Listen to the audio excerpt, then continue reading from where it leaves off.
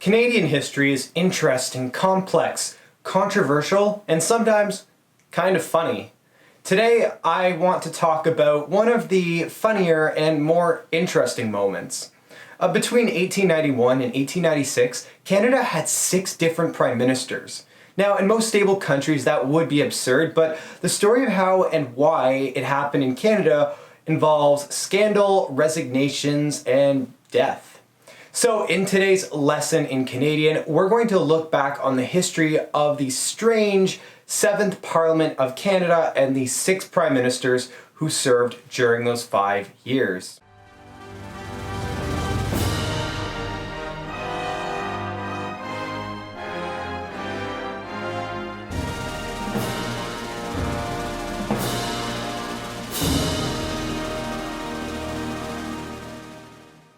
The 7th Parliament of Canada started out like any other session of Parliament in Canadian history, with an election. In 1891, Sir John Macdonald once again won re-election, with his Liberal Conservative Party taking a majority of the seats in the House of Commons. Macdonald was 76 at the time, and his health was declining. Less than 3 months back in office, Macdonald died of heart failure. It is really interesting. Sir John Macdonald was a Prime Minister of many firsts. He was the first Prime Minister ever, then he was the first Prime Minister to resign over a political scandal. He was the first Prime Minister to win a second stint in office after losing office, and then he was the first Prime Minister to die in office while serving as Prime Minister. Following his death, Sir John Joseph Caldwell Abbott became the new Prime Minister.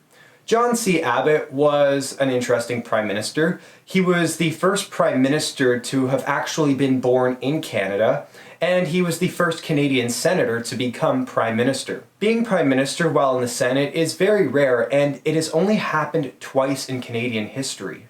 John C. Abbott was often characterized as a well-respected public servant who worked to solve some of the issues Canada was facing at home and abroad. But a year and a half into office, Abbott's health was beginning to decline, and he decided to resign as Prime Minister to focus on medical treatment. He died of cancer the following year. After Abbott's 1892 resignation, Canada would get its 3rd Prime Minister in less than 2 years, Sir John Sparrow David Thompson. J.S. Thompson was 48 years old when he took on the role of Prime Minister, having previously served in the federal cabinet as well as the Premier of Nova Scotia. One of his biggest legislative accomplishments was passing the Canadian Criminal Code, which is still the rule of law that Canadians must follow today, but it has been updated significantly over the years. In 1894, Thompson had traveled to England to be sworn in as a member of the Imperial Privy Council with Queen Victoria, but an hour after his swearing-in ceremony, he died of heart failure inside Windsor Castle. 3 years into the 7th Parliament, Canadians were about to get their 4th Prime Minister since 1891. Thompson's replacement ended up being Sir Mackenzie Bowell. Governor-General Lord Aberdeen chose Bowell to lead the government, as most of the cabinet had been overseas at the time of Thompson's death. Bowell was the 2nd and final Prime Minister to have been a senator before taking office. Previously, he had been a member of Parliament, a military officer, and a newspaper owner.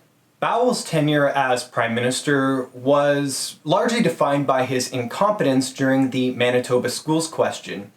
This controversy centered around whether French-speaking families in Manitoba would be able to send their children to French schools. Bowell's inability of handling this crisis led to several members of his cabinet resigning and calls for a new Prime Minister to take his place. And in the end, he resigned in shame, paving the way for Sir Charles Tupper to become the 5th Prime Minister of Canada in 5 years. Tupper was also an interesting political figure. He was one of 2 fathers of Confederation to have actually served as Prime Minister, the other one being Sir John Macdonald. He was also the shortest serving Prime Minister, having served only 69 days in office. Tupper was to lead the Liberal Conservative Party into the 1896 federal election, only to suffer an embarrassing defeat to Canada's first French-Canadian Prime Minister, Sir Wilfred Laurier, and his Liberal Party.